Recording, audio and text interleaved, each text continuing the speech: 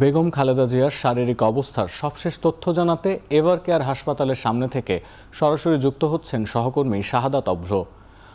অভ্র, doctor জাহিদের সবশেষ briefing সম্পর্কে আপনার কাছে কি তথ্য আছে, আমাদের বিস্তারিত জানাবেন।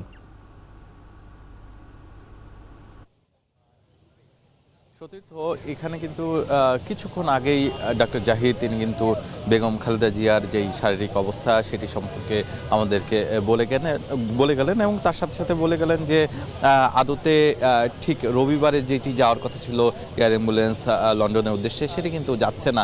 তবে কখন বেগম খালেদা জিয়াকে নিয়ে এয়ার অ্যাম্বুলেন্স রওনা হবে কিংবা এয়ার অ্যাম্বুলেন্স কখন আসবে বাংলাদেশে সেটিও কিন্তু আমাদেরকে এখন পর্যন্ত জানানো হয়নি। তবে বলেছেন যে কাতারের কাছে যে এয়ার অ্যাম্বুলেন্স পাঠানোর কথা রয়েছে সেটি কিন্তু পুরোপুরি প্রস্তুত আছে, যে কোনো সময় বললেই কিন্তু সেটি পাঠিয়ে দেবে। তবে বেগম খালেদা জিয়ার শারীরিক অবস্থা মেডিকেল বোর্ডের সিদ্ধান্ত অনুযায়ী এখনও পর্যন্ত কিন্তু বিমানে যাতায়াত করার মতো উপযোগী নয়, যার কারণেই কিন্তু তাদের এই সিদ্ধান্ত। এই মুহূর্তে কিন্তু তাদের সিদ্ধান্ত হচ্ছে এখনও যেহেতু তার শারীরিক অবস্থা বিমানে চলাচল বা বিমানে যাতায়াতের জন্য উপযোগী নয়, সেহেতু কিন্তু হচ্ছে যতটা সময় পারা যায় সুচিকিৎসার জন্য, তার সেফটির জন্য হচ্ছে তিনি এখানেই চিকিৎসা নেবেন। তবে তার শারীরিক অবস্থা যদি কিছুটা উন্নতি হয়, যেটি কিনা বিমানে চলাচলের জন্য উপযুক্ত এমন যদি হয়, তবে কিন্তু হচ্ছে সাথে সাথেই এয়ার অ্যাম্বুলেন্স আনা হবে এবং এখান থেকে নিয়ে যাওয়া হবে।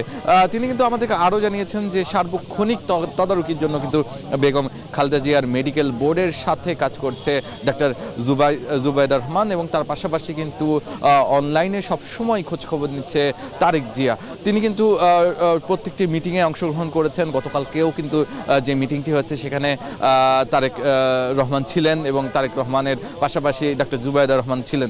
আজকে বিকেল দুপুর 3টা 20 নাগাদ কিন্তু হচ্ছে জুবাইদা রহমান এখানে এসে পৌঁছান এবং তিনি ডাক্তারদের যে মেডিকেল বোর্ডের যেই মিটিংটি হয়েছিল সেটির সাথে কিন্তু তিনি ছিলেন। এর পরবর্তীতে কিন্তু ডাক্তার জাহিদ আসেন এবং তিনি এখানে এসে আমাদের সাংবাদিকদের সাথে কথা বলেন এবং গণমাধ্যম কর্মীদের মাধ্যমে তিনি কিন্তু জানাতে চেয়েছেন যে কোনো ধরনের গুজব যেন না ছড়ানো হয়, এতে বিভ্রান্তি তৈরি হচ্ছে। তার পাশাপাশি কিন্তু তিনি বলছেন যে এর থেকেও খারাপ অবস্থা থেকে বেগম খালেদা জিয়া ফিরে এসেছেন, এইবারও তিনি ফিরে আসবেন এবং সুস্থ হয়ে উঠবেন, এমনটাই কিন্তু আশা প্রকাশ করেছেন। এই ছিল আমার কাছে এভার কেয়ারের সামনে থেকে সর্বশেষ সতীর্থ।